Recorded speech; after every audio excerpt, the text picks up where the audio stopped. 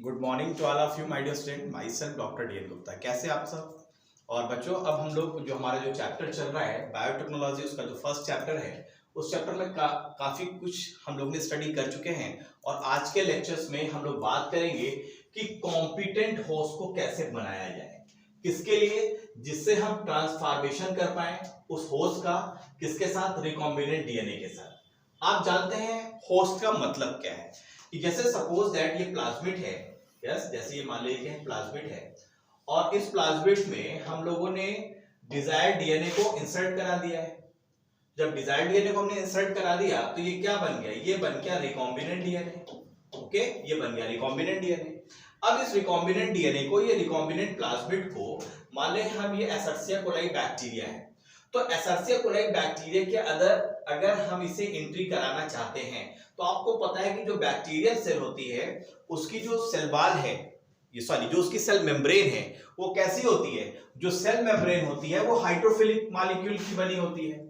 इसीलिए जो हमारा जो प्लाज्मिड है वो फाइनली साइटोप्लाज्म तक नहीं पहुंच पाता है। तो किस तरीके से ये जो होस्ट सेल है, एसर्सिया कोलाई की जो सेल है, कैसे हम इसको परमेएबल बना दें जिससे फाइनली ये प्लाज्मिड यहां पर एंट्री कर जाए। इसी की बात हम लोगों को इस हेडिंग में करनी है। तो क्या क्या कह रहा है कि चूंकि डीएनए एक हाइड्रोफिलिक मॉलिक्यूल होता है इसलिए ये पास नहीं हो सकता इसके सेल मेम्ब्रेन से। क्लियर है? क्यों? तो इसी वजह से हमें क्या करना होता है, बैक्टीरिया को फोर्स करना होता है जिससे ये प्लाज्मिड को अपने अंदर एंट्री करा पाए, प्रॉपर तरीके से प्लाज्मिड इस बैक्टीरिया के अंदर पहुंच जाए।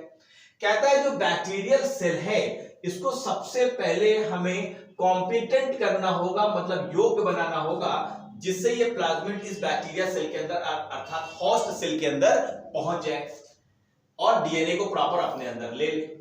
ये जो प्रोसेस होती है इसको करने के लिए हमें क्या करना होता है कि हमें ट्रीट करना होता है, एक स्पेसिफिक कंसंट्रेशन यूज करना होता है डाईवैलेंट कैटायन जैसे कैल्शियम का।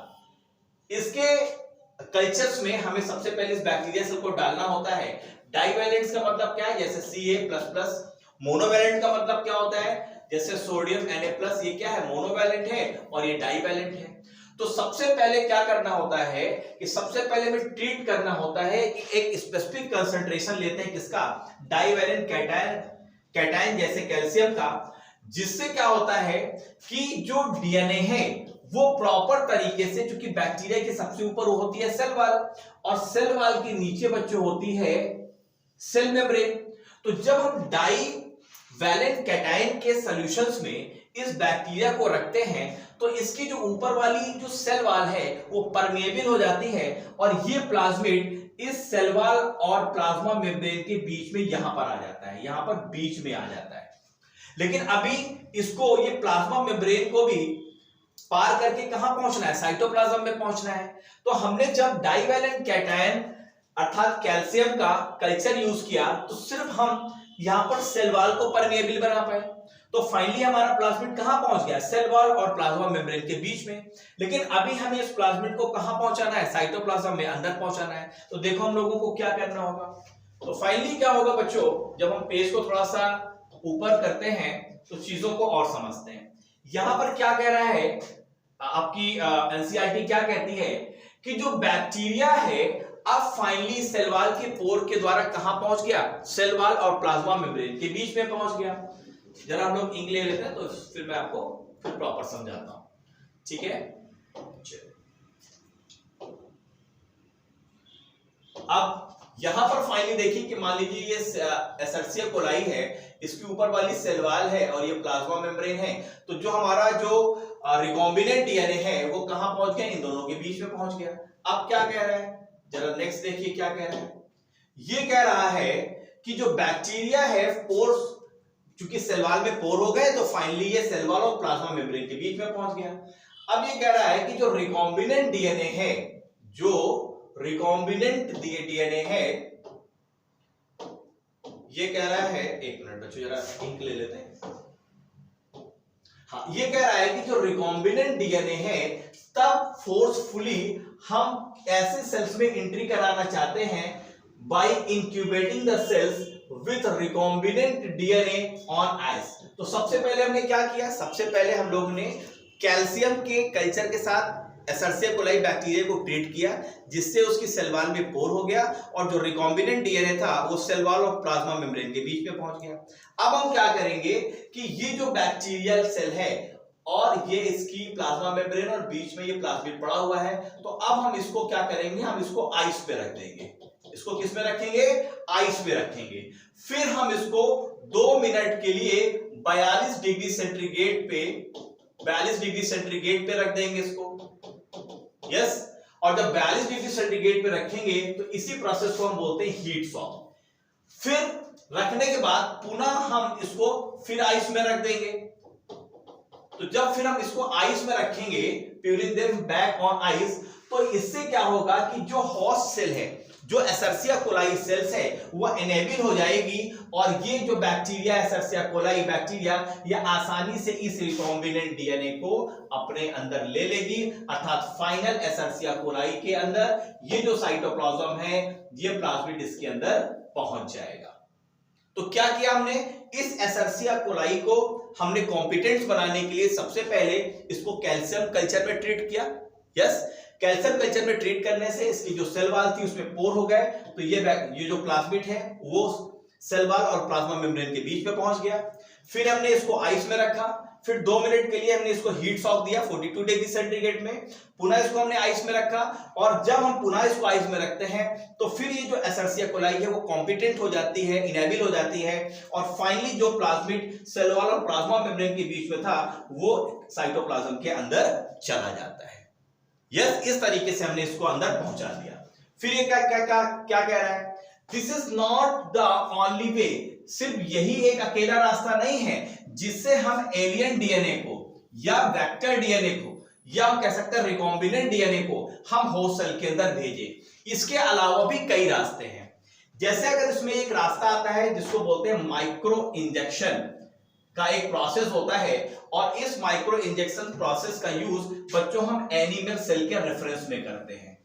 यस, एनिमल सेल्स के अंदर अगर हमें रिकॉम्बिनेंट डीएनए को डालना हो तो इस माइक्रो इंजेक्शंस का यूज किया जाता है, और इस प्रोसेस से यूज करके रिकॉम्बिनेंट डीएनए को डायरेक्टली हम इंजेक्ट करा देते हैं एनिमल सेल के न्यूक्लियस के अंदर।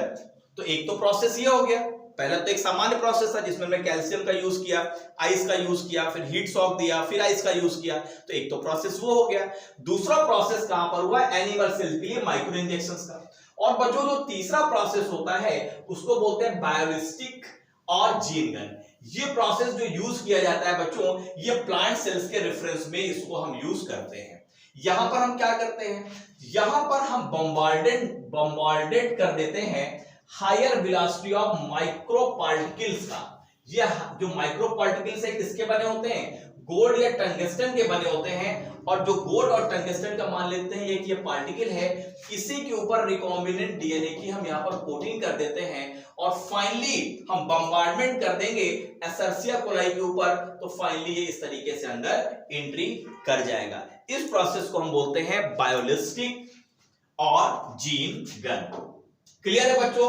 तो यहां पर फाइनली हम लोगों ने देखा 3 प्रोसेस, जो एक सामान्य थी कैल्शियम वाली, सेकेंड हमने देखा माइक्रो इंजेक्शन प्रोसेस जो एनिमल के केस में था, और तीसरा हमने देखा बायोलिस्टिक और जीन गन प्रोसेस जो थी हमारी प्लांट सेल्स के रेफरेंस में। क्लियर है बच्चों? अब यहां पर एक और भी प्रोसेस है जिसको हम बोलते हैं डिसआर्म्ड पैथोजन। डिसआर्म्ड पैथोजन का मतलब क्या होता है, आपको पता है जो बैक्टीरियोफेज जो डीएनए होता है उसको हम क्या करते हैं, डिसआर्म कर देते हैं, मतलब उसकी जो पैथोजेनिक जो प्रॉपर्टीज होती है उसको खत्म कर देते हैं, और फिर फाइनली हम इसको इंटर कराते हैं। तो इस प्रोसेस के बारे में हम लोग ने पहले भी बात कर ली है, तो यहाँ पर बहुत डिटेल में जाने की जरूरत नहीं। तो इस तरह से आपने देखा यहाँ पर एक तो सिंपल प्रोसेस मिली, फिर माइक्रो इंजेक्शंस मिली एनिमल के लिए, बायोलिस्टिक और जीन गन मिली आपको प्लांट सेल के लिए, और डिसआर्म्ड पैथोजन का भी हम यूज करते हैं। यस, और रिकॉम्बिनेंट डीएनए को हम होस्ट सेल के अंदर फाइनली पहुंचा देते हैं। अब अगर हम देखें, हमने जो लर्न किया है about the tools for constructing recombinant DNA, अब हम फाइनली डिस्कस करेंगे कि वो कौन सी प्रोसेस होती है जिसमें हम रिकॉम्बिनेंट डीएनए टेक्नोलॉजी को हम प्रॉपर यूज करते हैं, और फाइनली किस तरीके से जेनेटिक मॉडिफाइड ऑर्गेनिज्म को हम बनाते हैं। क्लियर है बच्चों, जीएमओ को हम कैसे बनाते हैं इनकी बात अब हम लोग करेंगे। तो चलिए हम लोग उस पेज पे पहुंचते हैं, उस जगह पे पहुंचते हैं जहां से चीजों को हम लोगों को क्लियर करना है। सबसे पहले अब हम लोगों को बच्चों बात करनी है process of recombinant DNA technology की। प्रोसेस क्या होता है रिकॉम्बिनेंट डीएनए टेक्नोलॉजी, अब इसको हमें समझना है। बच्चों देखिए, अभी तक जो हम लोगों ने अभी ये चैप्टर जब स्टार्ट किया था, बहुत सारी चीजों को हम लोग ने समझा था वहां पर। यस, कि भाई रिकॉम्बिनेंट डीएनए टेक्नोलॉजी के टूल्स क्या होते हैं, इस पर रिस्ट्रिक्शन एंजाइम्स के बारे में हम लोग ने बात करी, उसके फंक्शंस के बारे में बात करी। अब फाइनली कैसे हम रिकॉम्बिनेंट डीएनए को बनाएंगे स्टेप बाय स्टेप, और कैसे उसको होस्ट सेल के अंदर हम डाल देंगे, अब इसकी बात हम लोग बहुत ही डिटेल से करने वाले हैं। तो सबसे पहले तो हमें ये समझना होगा कि बच्चों कौन से वो स्टेप होते हैं जो प्रोसेस होते हैं रिकॉम्बिनेंट डीएनए टेक्नोलॉजी के। तो याद रखिएगा, रिकॉम्बिनेंट डीएनए टेक्नोलॉजी इन्वॉल्व करती है, सॉरी जरा इंक ले लेते हैं बच्चों।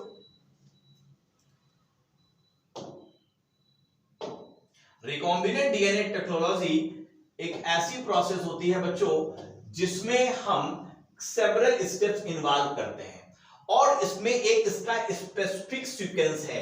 मतलब बच्चों ये सीक्वेंस भी पूछा जा सकता है, आपको याद रखना है। तो सबसे पहले हम क्या करते हैं, हम डिजायर्ड डीएनए का आइसोलेशन करते हैं। आइसोलेशन ऑफ डीएनए पहला स्टेप होता है। फिर हम जब वो डीएनए निकालते हैं जिस डीएनए की चीज हमें चाहिए और होस्ट सेल के अंदर भेजना है, तो पहले तो हमने क्या कर लिया, हमने पहले डीएनए का आइसोलेशन कर लिया। अब हम क्या करेंगे, सेकंड जो हमने आइसोलेट किया है डिजायर्ड डीएनए को, उसका हम फ्रेगमेंटेशन करेंगे। कैसे, किसका यूज करके, हम यहाँ पर रेस्ट्रिक्शन एंडोन्यूक्लियस एंजाइम का यूज करेंगे। तो ये हो जाएगी हमारी सेकंड प्रोसेस। अब हमने क्या किया, उसको फ्रेगमेंट कर लिया। अब तीसरा, जो वो पर्टिकुलर पार्ट जिसमें वो जीन है जो हमें चाहिए, उसके प्रोडक्ट चाहिए, उसको हम आइसोलेशन कर लेंगे उस डिजायर्ड डीएनए फ्रेगमेंट से। तो ये हो गई हमारी तीसरी स्टेप। चौथी प्रोसेस में हम क्या करेंगे कि अब हम इसको जोड़ देंगे डीएनए फ्रेगमेंट्स को, किसके साथ, वेक्टर के साथ। तो ये चौथी प्रोसेस हो गई। पांचवें में हम क्या करेंगे, ट्रांसफर कर देंगे इस रिकॉम्बिनेंट डीएनए को किसमें, होस्ट सेल के अंदर। क्योंकि हम क्या करेंगे, जब हम लाइगेशन कर देंगे उस डिजायर्ड डीएनए को वेक्टर डीएनए के साथ, तो हमने क्या बना लिया, रिकॉम्बिनेंट डीएनए बना लिया। और अब रिकॉम्बिनेंट डीएनए को हमने कहां पर डाल दिया, होस्ट सेल के अंदर डाल दिया।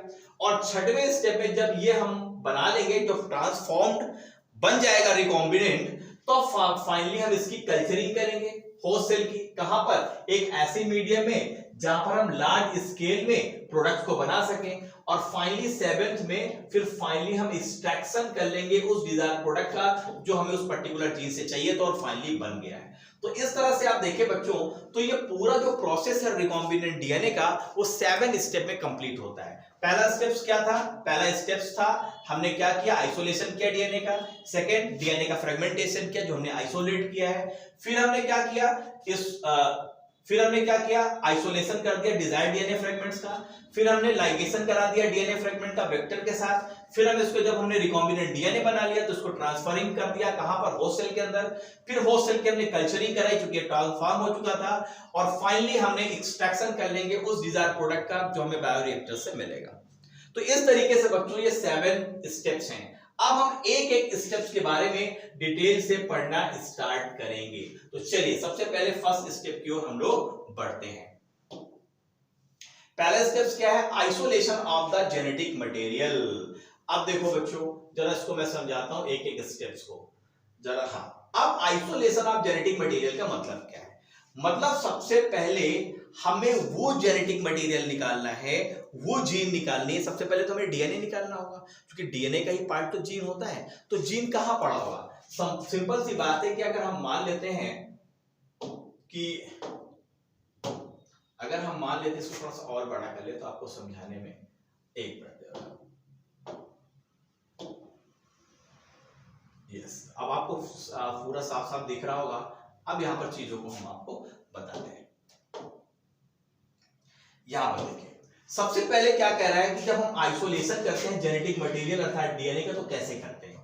कहता है आप याद करिए कि जो न्यूक्लिक एसिड होता है वो जेनेटिक मटेरियल है सभी ऑर्गेनिज्म का, इसमें कोई भी एक्सेप्शन नहीं है। यस, न्यूक्लिक एसिड ही, चाहे वो डीएनए हो या तो आरएनए हो। सेकंड पॉइंट क्या कह रहा है, मेजॉरिटी ऑफ ऑर्गेनिज्म में जो आपको जेनेटिक मटेरियल मिलता है बच्चों, वो क्या मिलता है, वो डीएनए मिलता है। अब अगर हमें इस डीएनए को कट करके निकालना है तो हमें किसका यूज करना होता है, रिस्ट्रिक्शन एंजाइम का यूज करना होता है, सेम रिस्ट्रिक्शन एंजाइम का। जिस रिस्ट्रिक्शन एंजाइम का यूज हम वेक्टर को काटने में करते हैं वही डीएनए को काटने में करेंगे। और अगर हमें प्योर फॉर्म में इस डीएनए को निकालना है तो, और इसमें कोई भी अलग अलग मैक्रोमोलेक्यूल्स नहीं होने चाहिए। इसका मतलब क्या कह रहे हैं, कह रहे हैं सपोज दैट हम मान लेते हैं कि कोई एक सेल है, ठीक है, ये मान लो कोई प्लांट सेल है या एनिमल सेल है, ये इसका न्यूक्लियस है, ठीक, और इस न्यूक्लियस के अंदर ये डीएनए पड़ा हुआ है। अब हमारा टारगेट तो ये डीएनए है ना, तो इस डीएनए निकालने के लिए हमें क्या करना होगा, अगर ये प्लांट सेल है तो भाई पहले सेल वॉल को खत्म करो, फिर इसके नीचे क्या है, इसके नीचे प्लाज्मा मेम्ब्रेन, इसको खत्म करो। मैक्रोमोलेक्यूल्स में आपको पता है यहां पर प्रोटीन भी होगी, उसको खत्म करो, आरएनए होगा उसको भी खत्म करो, लिपिड है उसको भी खत्म करो, तभी तो फाइनली ये डीएनए हम इसको निकाल पाएंगे। इसका मतलब क्या है कि अगर ये डीएनए को प्रॉपर हमें चाहिए तो जो भी मैक्रोमोलेक्यूल है पहले उसको डाइजेस्ट कराना होगा, फाइनली फिर प्योर डीएनए हम पाएंगे।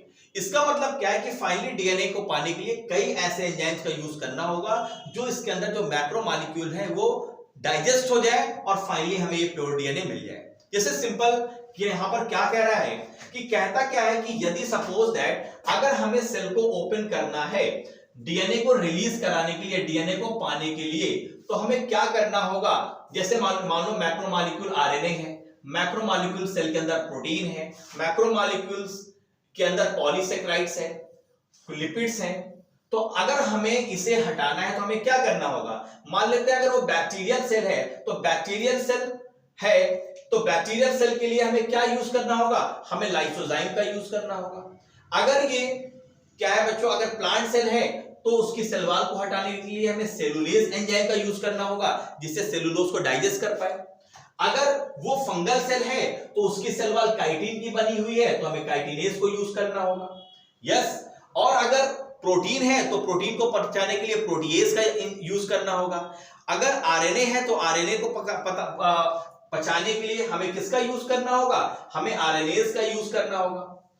अगर हम बात करें, क्या कह रहा है कि genes are located on the long molecule of DNA intertwined with protein such as histone protein. आपको पता है कि डीएनए में ये जो डीएनए का मॉलिक्यूल होता है इसके बीच में इंटरवाइंड होती है कौन सी, हिस्टोन प्रोटीन। तो ये प्रोटीन की बनी है ना, तो इस प्रोटीन को भी तो हमें रिमूव करना है। तो रिमूव करने के लिए हम क्या करेंगे, हम प्रोटीएज एंजाइम का यूज करेंगे।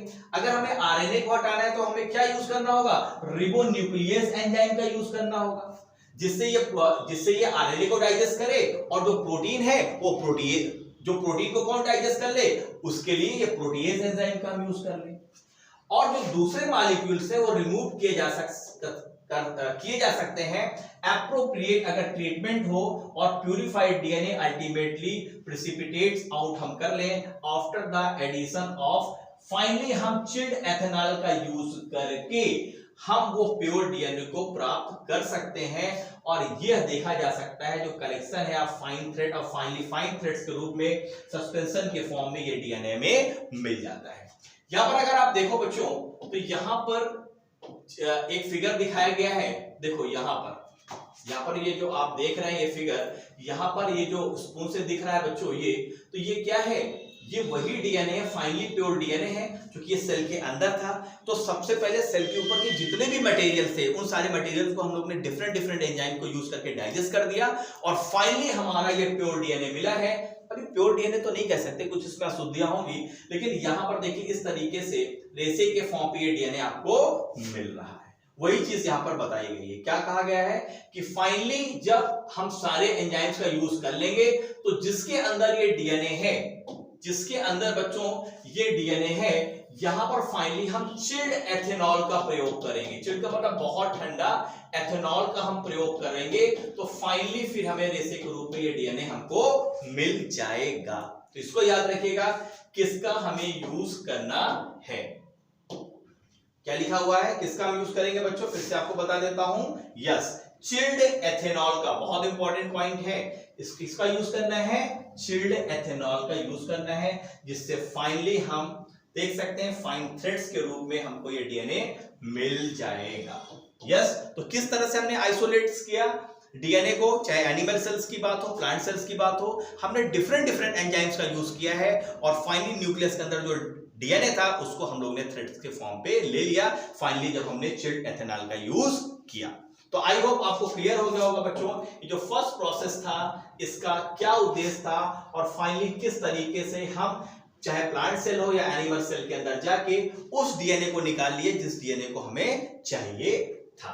तो फाइनली अब क्या हुआ बच्चों, अगर हम बात करें तो यहां पर मान लो ये सेल थी, यस, और फाइनली न्यूक्लियस के अंदर जो डीएनए था इस डीएनए को हम फाइनली निकाल पाए फाइनली इन सारे प्रोसेस से। क्लियर है? चलिए अब हम जो सेकंड बात करने वाले हैं बच्चों, वो हम बात करने वाले हैं सेकंड स्टेप की। हमने डिजायर्ड डीएनए जो हमको चाहिए एक पूरा का पूरा डीएनए हम लोग ने निकाल लिया है। अब जो हमारा सेकंड स्टेप आता है बच्चों, इसमें हम कटिंग करेंगे डीएनए को एक स्पेसिफिक लोकेशंस के।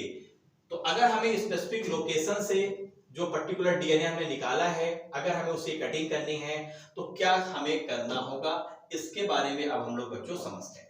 कह रहा है कि जैसे जो आपने डीएनए निकाला है, जरा देखिए बच्चों ये क्लियर हो रहा है कि नहीं हो रहा है, आपकी स्क्रीन में आ रहा है प्रॉपर, कोई प्रॉब्लम तो नहीं है? आ रहा है, बिल्कुल सही आ रहा है। अभी कह रहा है कि अगर हम जो डीएनए को हमने चिलिंग एथेनॉल का यूज करके फाइनली जो थ्रेड्स के फॉर्म पे निकाला है, अब हम उस डीएनए की कटिंग करेंगे एक स्पेसिफिक लोकेशन पे। क्योंकि आप जानते हैं कि सपोज दैट ये हमने अगर डीएनए निकाला है तो डीएनए के एक छोटे से पार्ट को हम क्या बोलते हैं? जीन।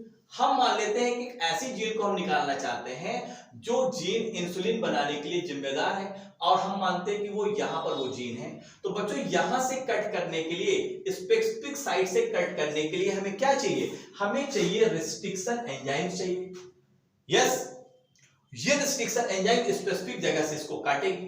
तो क्या कह रहा है कि जब अगर हमें डीएनए को कटिंग करना हो एक स्पेसिफिक लोकेशन से, तो अब इसके बारे में बात कर रहा है। कहता है जो रिस्ट्रिक्शन एंजाइम का जो डाइजेशन है वो परफॉर्म होता है by incubating purified DNA molecules with the restriction enzyme at the optimal condition for that specific enzyme. Specific enzyme को वर्क करने के लिए जो ऑप्टिमल कंडीशन चाहिए वो हम प्रोवाइड करेंगे और फाइनली डिजायर्ड डीएनए को हम कट कर देंगे।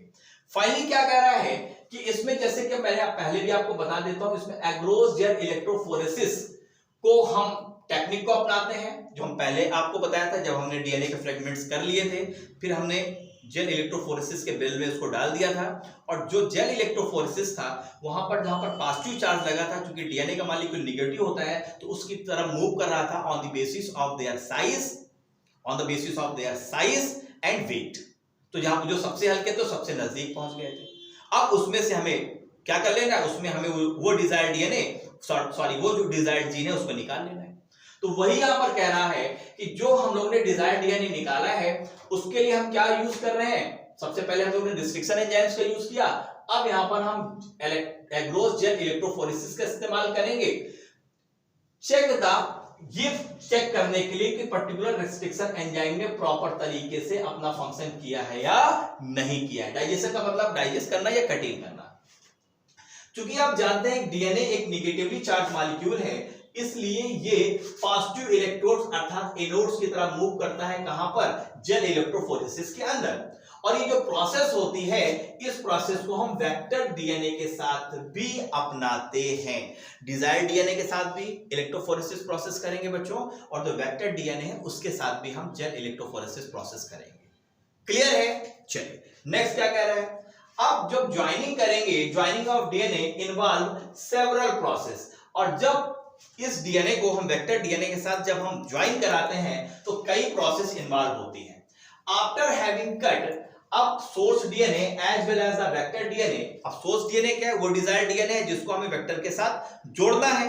तो ये क्या कह रहा है कि स्पेसिफिक रिस्ट्रिक्शन एंजाइम का यूज करेंगे और क्या करेंगे, जो सोर्स डीएनए है क्योंकि वेक्टर डीएनए के साथ हमें उसे ज्वाइन कराना है, तो उस जीन ऑफ इंटरेस्ट को डीएनए के मॉलिक्यूल से उस जीन को हम कट आउट कर लेंगे यस डीएनए से, और वेक्टर को उस सिंगल रिस्ट्रिक्शन न्यूक्लियस एंजाइम का जो यूज किया है उसको यूज करके वेक्टर को भी कट कर लेंगे, और फाइनली हम लाइगेज एंजाइम का यूज करके उस वेक्टर के साथ जीन ऑफ इंटरेस्ट को जोड़ देंगे। जीन ऑफ इंटरेस्ट का मतलब क्या है? वही डिसाइड डीएनए का फ्रेगमेंट, जो जीन जो हम उस वेक्टर डीएनए के साथ डालना चाहते हैं, और इसके फलस्वरूप क्या होगा, प्रिपरेशन हो जाएगा किसका, रिकॉम्बिनेंट डीएनए का।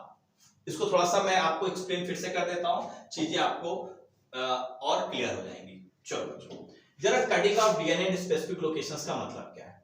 यहां पर ये कह रहा है बच्चों, यहां भी कह रहा है कि सपोज दैट आपने किसका यूज कर लिया, आपने एग्रोजेल इलेक्ट्रोफोरेसिस का यूज कर लिया। इलेक्ट्रोफोरेसिस का यूज करके आपको सपोज दैट ये डिजायर्ड डीएनए, एक मिनट, अगर ये मान लो ये डिजायर्ड डीएनए ये मिल गया है। दूसरा, हमने वेक्टर में भी जेल इलेक्ट्रोफोरेसिस का यूज किया और फाइनली हमें एक वेक्टर जो है मिल जाता है। ये मान लो सपोज दैट हमको ये वेक्टर मिल गया। अब इस वेक्टर को, इस डीएनए को और इस वेक्टर को हमने सेम रिस्ट्रिक्शन एंजाइम यूज किया है, जिससे हमको सेम कॉम्प्लीमेंट्री स्टिकी एंड मिल जाएंगे। और फाइनली अब क्या करेंगे, ये जो डिजायर्ड डीएनए जिसको हमें जोड़ना है, उसको फाइनली हम यहां पर इस तरीके से जोड़ देंगे। जब जोड़ दे देंगे तो हमें ये क्या बन गया, ये हमें हमारा बन गया रिकॉम्बिनेंट डीएनए। उसी सारी चीजों को यहां पर समझाया गया। क्लियर है।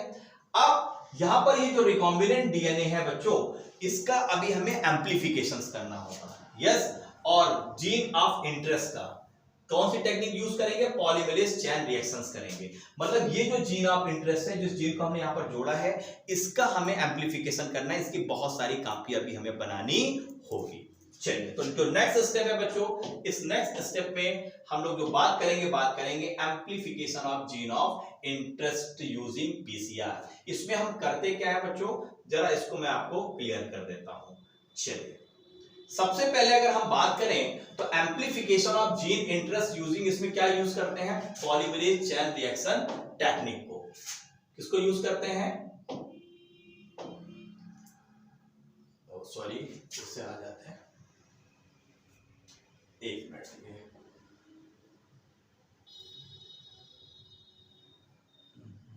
जरा जगह पे पहुंचे, थोड़ा सा कभी कभी प्रॉब्लम्स हो जाती है, आप जानते हैं। हाँ, चलो फिर हम लोग अपनी जगह पर पहुंच गए। यस, तो सबसे पहले हमें बात करनी है amplification of gene of interest using polymerase chain reaction. यहां पर क्या होता है कि जो पीसीआर का जो फुल फॉर्म होता है बच्चों, इसको बोलते हैं पॉलीमरेज चेन रिएक्शन।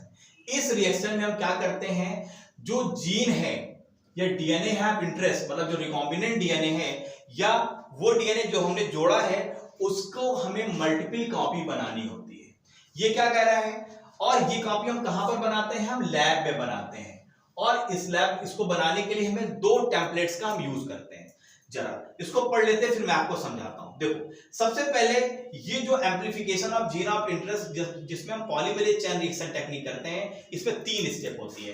पहला होता है डीनेचुरेशन, सेकेंड होता है एनीलिंग, और थर्ड होता है बच्चों एक्सटेंशन। तो ये पूछा गया है, तो इसको आप याद कर सकते हैं DAE से, ये डाई।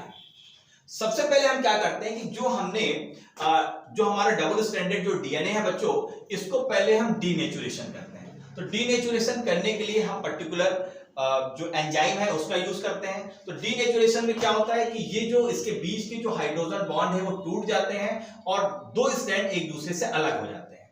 ठीक है, अब हम यहां पर क्या करते हैं, अब यहां पर एनीलिंग करते हैं, मतलब प्राइमर को यहां पर और यहां पर जोड़ देंगे। याद रखिएगा, देखो प्राइमर को 3 प्राइम एंड की तरफ जोड़ा गया है और यहां पर भी प्राइमर को 3 प्राइम एंड की ओर जोड़ा गया है।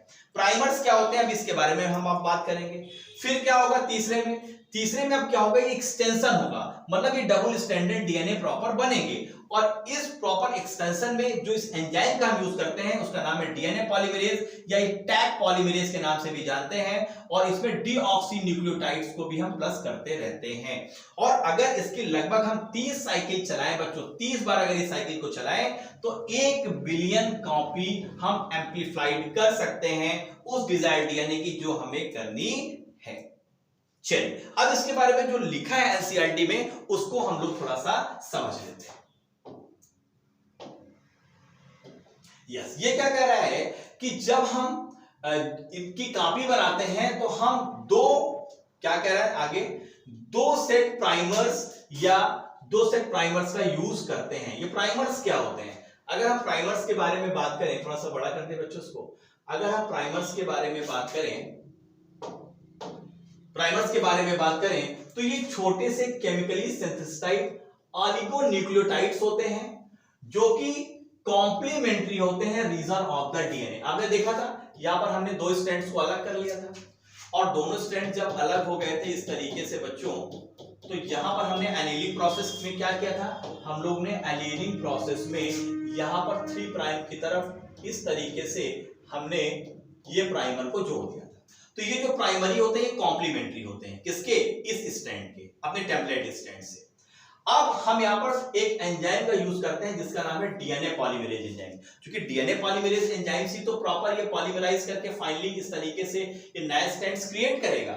ओके बच्चों, तो ये जो डीएनए पॉलीमरेज एंजाइम है ये एंजाइम क्या करता है, प्राइमर को एक्सटेंड करता है और फाइनली न्यूक्लियोटाइड धीरे धीरे मिलते जाते हैं और फाइनली हम जीनोमिक डीएनए का जो दूसरा वाला स्ट्रैंड है टेम्पलेट के रेफरेंस में ये एक नया स्ट्रैंड यहां पर क्रिएट कर लेते हैं। यदि जो प्रोसेस है रिप्लिकेशन ऑफ डीएनए की, अगर हम कई बार इसको रिपीट्स करते हैं तो जो सेगमेंट है डीएनए का वो एम्प्लीफाइड हो जाता है अप्रोक्सीमेटली 1। अगर हम बिलियंस ऑफ कॉपी बनाना चाहें तो हमें 30 बार अगर इस साइकिल को हम रन करेंगे बार बार तो हमें 1 बिलियन कॉपी मिल जाएगी। ऐसे सच रिपीटेड जो एम्प्लीफिकेशन होता है वो अचीव्ड होता है by the use of thermostable DNA polymerase enzyme का यूज करते हैं। थर्मोस्टेबल का मतलब होता है एक ऐसा एंजाइम जो ज्यादा हीट में भी स्टेबल रहे, डीनेचर्ड ना हो। क्लियर है बच्चों? तो यहां पर जो हम एंजाइम का यूज करते हैं वो कैसा होता है, थर्मोस्टेबल डीएनए पॉलीमरेज एंजाइम है और इस एंजाइम को एक बैक्टीरिया है जिसका नाम है थर्मस एक्वेटिकस वहां से निकाला जाता है जो हाई टेम्परेचर में भी एक्टिवेट रहता है, एक्टिव रहता है और ये इंड्यूस करता है डीएनए के मॉलिक्यूल को डीनेचरेशन में और डबल स्टैंडर्ड डीएनए को इंड्यूस करता है denaturation of double standard DNA को। जो डबल स्टैंडर्ड डीएनए है उसको सिंगल स्ट्रैंड में कन्वर्ट कर देता है, दोनों स्ट्रैंड्स को अलग कर देता है, हाइड्रोजन बॉन्ड को यहां पर टूट जाते हैं। और अब जो एम्प्लीफाइड फ्रेगमेंट है यदि ये डिजायर्ड है, वही जीन ऑफ इंटरेस्ट है, तो अब हम इसको लाइगेट कर देते हैं अर्थात जोड़ देते हैं किसके साथ, vector for further cloning. Vector के साथ इसको फाइनली हम, ये वेक्टर है उसके साथ फाइनली हम इसको यहां पर जोड़ देंगे। तो ये प्रोसेस खत्म हुई। चलिए अब फाइनली क्या होगा कि ये जो हम लोग ने रिकॉम्बिनेंट डीएनए बना लिया है बच्चों, अब हम इसको होस्ट सेल के अंदर पहुंचाएंगे। चलिए नेक्स्ट प्रोसेस क्या कह रहा है, नेक्स्ट प्रोसेस में अब हमें इंसर्शन कराना है रिकॉम्बिनेंट डीएनए का, कहां पर, होस्ट सेल के अंदर।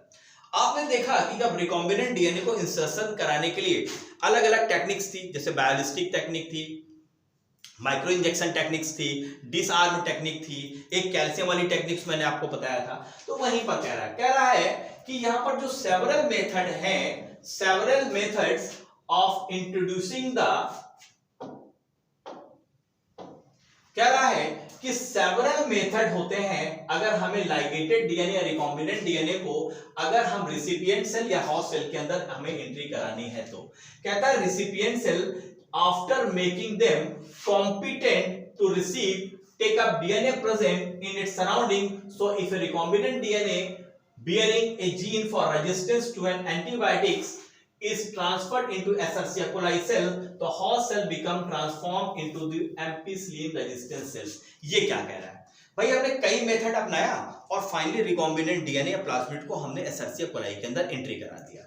अब सपोज दैट ये मान लो Escherichia coli बैक्टीरिया है और ये प्लाज्मिड था, और ये प्लाज्मिड कैसा था बच्चों, ये प्लाज्मिड था हमारा रिकॉम्बिनेंट, ये था हमारा रिकॉम्बिनेंट।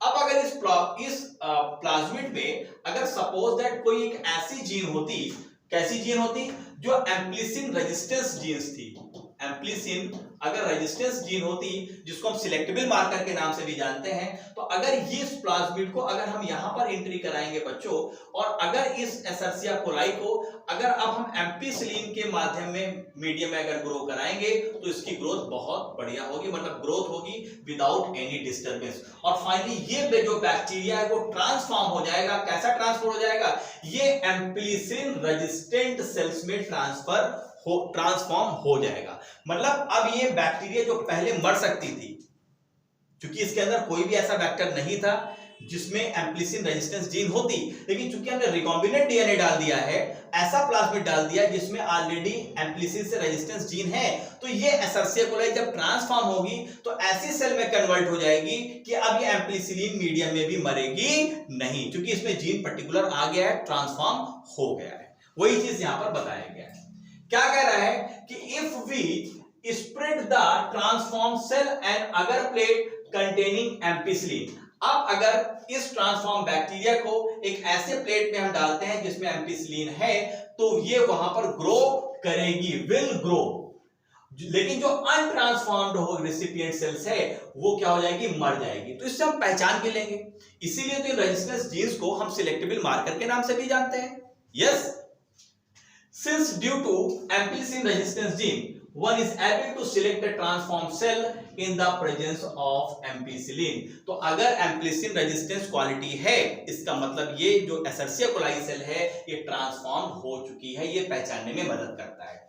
और जो एम्पिसिलिन रेजिस्टेंस जीन है, इस केसेस में हम इसलिए क्या बोलते हैं, सिलेक्टेबल मार्कर, जिसके बारे में हम लोग ने बहुत ही डिटेल से बात करी थी।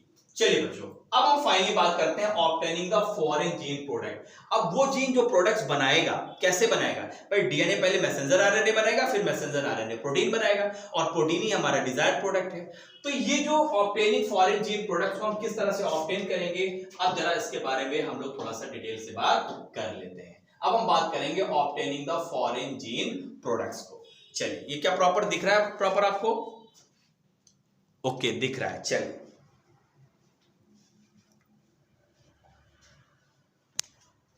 अब हमें ऑब्टेन करना है फॉरेन जीन प्रोडक्ट्स को। कैसे ऑब्टेन करेंगे, कह रहा है कि when you insert a piece of alien DNA, जब आप एक क्लोनिंग वेक्टर्स को कहां पर डाल देते हैं, रेसिपिएंट सेल्स के अंदर डाल देते हैं, तो ये ट्रांसफर हो जाता है कहां पर, बैक्टीरिया सेल के अंदर, चाहे प्लांट हो या एनिमल सेल हो। ये जो एलियन डीएनए है, अब वो इसके अंदर जब पहुंचेगा तो अपने आप को मल्टीप्लाई कराएगा। भाई जितनी बार वो वेक्टर मल्टीप्लाई करेगा उतनी बार हमारा जीन ऑफ इंटरेस्ट भी मल्टीप्लाई करेगा। क्लियर है? चलिए, अब क्या कह रहा है, कह रहा है इन ऑलमोस्ट सभी, अधिकतर ऑलमोस्ट जो रिकॉम्बिनेंट टेक्नोलॉजीज होती है, अल्टीमेट जो एम है, जो हमारा अल्टीमेट एम है वो क्या है, प्रोड्यूस करना उस डिजायरेबल प्रोटीन्स को। अब जैसे सपोज दैट ये हमारा रिकॉम्बिनेंट प्लाज्मिड यहां पर पहुंच गया और जीन ऑफ इंटरेस्ट यहां पर लगा हुआ है, तो अब क्या होगा, ये जीन जितनी बार ये मल्टीप्लाई करेगा डाटर सेल्स में, उतनी बार हमारा ये जीन ऑफ इंटरेस्ट भी मल्टीप्लाई कर जाएगा, नंबर ऑफ माइक्रो ऑर्गेनिज्म बढ़ते रहेंगे, और फाइनली अब ये जीन वो प्रोडक्ट्स बनाएगा जो प्रोडक्ट्स हमें जरूरत है। और यही तो हमारा एम था भाई, जो हमारा ये जो एडवांस हमारी ये जो टेक्नोलॉजी है, बायोटेक्नोलॉजीज का, यही तो यूज है कि हम वो डिजायर्ड प्रोडक्ट प्राप्त करें एक माइक्रो ऑर्गेनिज्म के माध्यम से जो हम प्राप्त करना चाहते हैं। ये क्या कह रहा है, इसलिए नीड होती है एक रिकॉम्बिनेंट डीएनए की कि वो प्रॉपर अपने आप को एक्सप्रेस करे। जो फॉरेन जीन है जब अपने आप को एक्सप्रेस करती है एक एप्रोप्रिएट कंडीशंस में, तो जो एक्सप्रेशन होता है फॉरेन जीन का होस्ट सेल के अंदर, उसको हमें समझना होगा कई टेक्निकल डिटेल्स के अंतर्गत। अब आप जानते हैं कि जब हम क्लोन करा देते हैं जीन ऑफ इंटरेस्ट को एक रेसिपिएंट सेल्स के अंदर, तो इसमें ऑप्टिमाइज्ड हो जाती है ऐसी कंडीशन जिससे उस जीन ऑफ जो जीन है वो अपने आप को एक्सप्रेस कर सके और वो टारगेट प्रोटीन दे सके जिसकी हमें जरूरत है। वन हैज टू कंसीडर, आपको ये कंसीडर करना होगा बच्चों कि producing it on a large scale, क्योंकि अगर हमें इसे लार्ज स्केल में पाना है तो हम इसको लैब में नहीं कर सकते, हमें एक बड़े बड़े बायो रिएक्टर्स चाहिए होता है। तो can you think of any reason हमें लार्ज स्केल प्रोडक्शन क्यों चाहिए? क्योंकि भाई ह्यूमन वेलफेयर के लिए, बहुत बड़ी पॉपुलेशन के लिए अगर हमें कोई इंसुलिन बनानी है या हमें कोई एंटीबायोटिक्स बनाना है या हमें कोई प्रोटीन्स बनानी है, तो फिर हमें इसका यूज करना होगा। कोई भी प्रोटीन जो इनकोड होती है जीन में, वो एक्सप्रेस होती है हेटेरोलॉगस होस्ट में। हेटेरोलॉगस होस्ट का मतलब क्या है बच्चों? जैसे सपोज दैट हम मान लेते हैं ये इंसुलिन की जीन थी, तो ये इंसुलिन की जीन पहले कहां थी? ह्यूमन में थी, और इस ह्यूमन को निकाल के हमने कहां डाल दिया, एसर्सिया कोलाई में डाल दिया। तो ये जो एसर्सिया कोलाई है ये हेटेरोलॉगस होस्ट होगा किसके लिए, इस इंसुलिन जीन के लिए, और इसके द्वारा ये जो प्रोडक्ट बनेगा इसको प्रोडक्ट को हम बोलेंगे रिकॉम्बिनेंट प्रोटीन। क्लियर है? हेटेरोलॉगस होस्ट क्या होता है, हेटेरोलॉगस होस्ट होता है, हेटेरो का मतलब अलग। पहले ये जीन कहां पर थी, ह्यूमन के सेल के अंदर थी, अब ये जीन हमने कहां डाल दिया, एसर्सिया कोलाई के अंदर डाल दिया, इसलिए एसर्सिया कोलाई क्या हो गई, हेटेरोलॉगस होस्ट हो गई, और इस जीन के द्वारा जो प्रोडक्ट्स बना बच्चों हमने उसको क्या बोला, रिकॉम्बिनेंट प्रोटीन। अब ये जो सेल्स है, अब हम इसको harbouring cloned genes of interest में be grown on a small scale. अगर हमें स्मॉल स्केल में चाहिए तो चलो लैबोरेटरी में इसको ग्रो करा लो, लेकिन अगर हमें डिजायर प्रोटीन को बहुत बड़ी मात्रा में हमें चाहिए, प्यूरिफाई चाहिए, तो प्रॉपर आपको एक सेपरेशन टेक्निक्स को अपनाना पड़ेगा।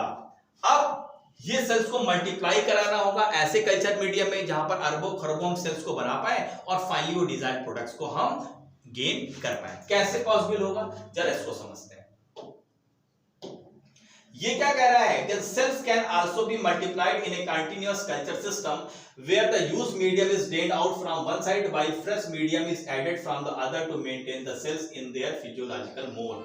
ये कह रहा है कि अगर हमें लार्ज स्केल में चाहिए तो हमें कुछ बायोरिएक्टर्स का यूज करना होगा जहां पर चीजों को हम ऐड करते जाएं जिससे माइक्रोब प्रॉपर तरीके से ग्रो करे और जो चीजें हमें चाहिए थोड़ी थोड़ी मात्रा में निकालते रहें और चीजों को हम डालते रहें।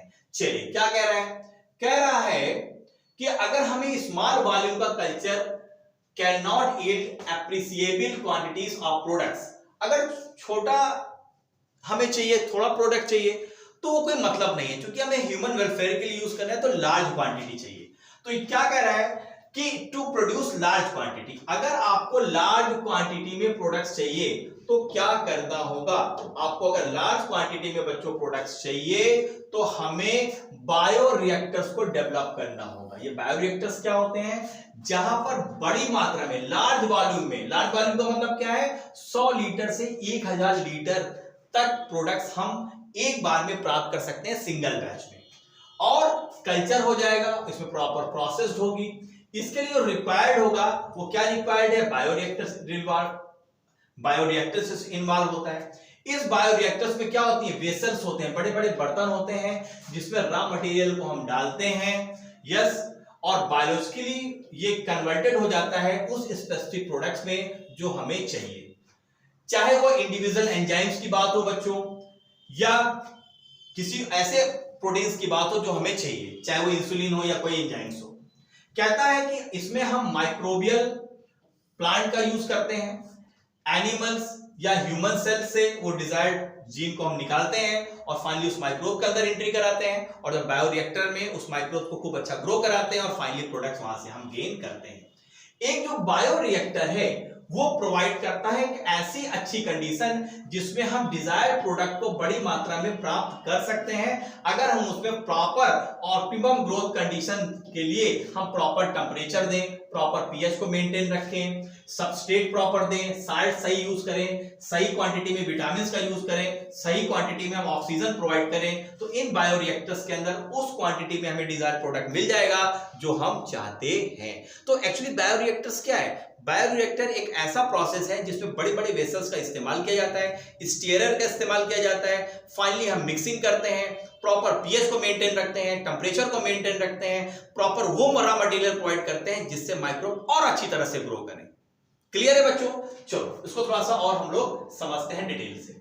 अगर हम बात करें तो जो मोस्ट कॉमनली यूज बायोरिएक्टर्स होते हैं वो कैसे होते हैं बच्चों, वो होते हैं स्टीयरिंग टाइप।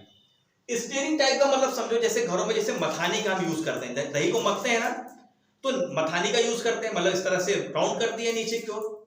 तो यहां पर जो मोस्ट यूज्ड कॉमनली बायोरिएक्टर होता है बच्चों, क्वेश्चन यहां से बन सकता है, वो है स्टीयरिंग टाइप का, जो कि इस फिगर में दिखाया गया है। यहां पर देखो, यहां पर ये जो ए वाला है ये सिंपल स्टीयर्ड टैंक बायोरिएक्टर है, और ये जो बी वाला है यह स्पार्किड स्टीयर्ड टैंक बायोरिएक्टर है। इन दोनों में अंतर क्या है, यहां पर स्टेराइल एयर को बच्चों हम डायरेक्ट डालते हैं और यहां पर जो एयर होती है उसको बबल्स के फॉर्म पे हम डालते हैं। ये दोनों रिएक्टर का मेन डिफरेंस है, इसे आपको समझना होगा।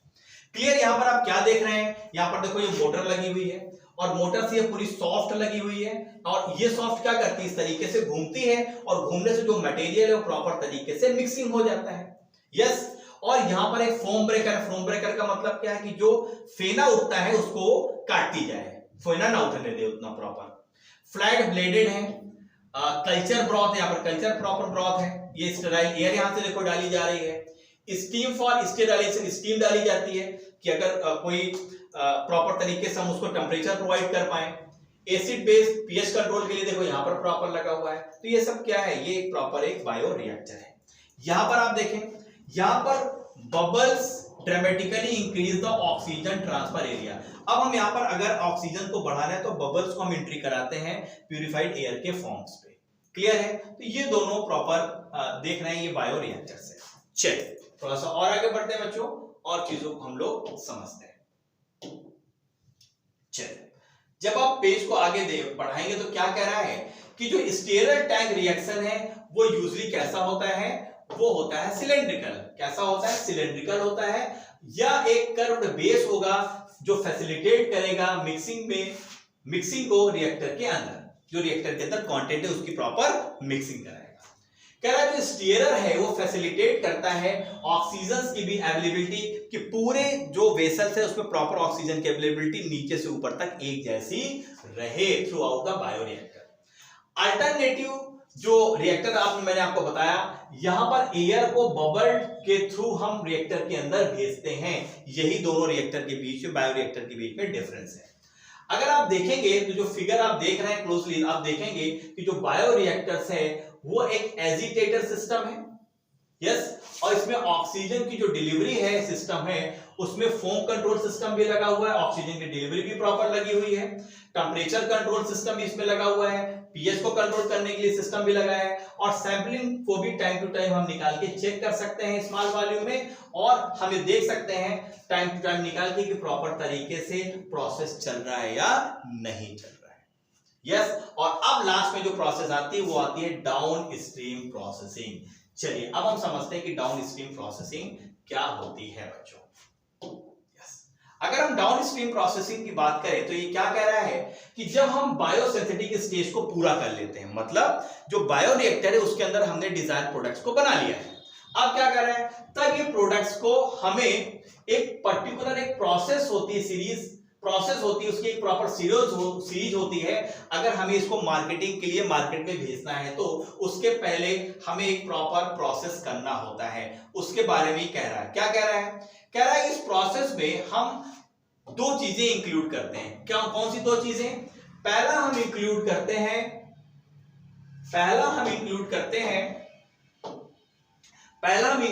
हैं सेपरेशन, और दूसरा इंक्लूड करते हैं प्यूरिफिकेशन। मान लो जो बायोरिएक्टर है तो उससे पहले हम सेपरेशन कर लेंगे प्रोडक्ट्स को।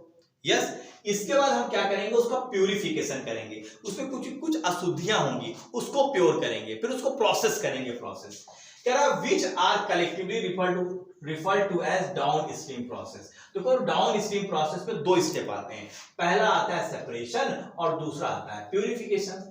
अब क्या होता है, प्रोडक्ट्स को हमें फार्मुलेटेड कर लेते हैं, सुटेबल प्रिजर्वेटिव्स का यूज करते हैं।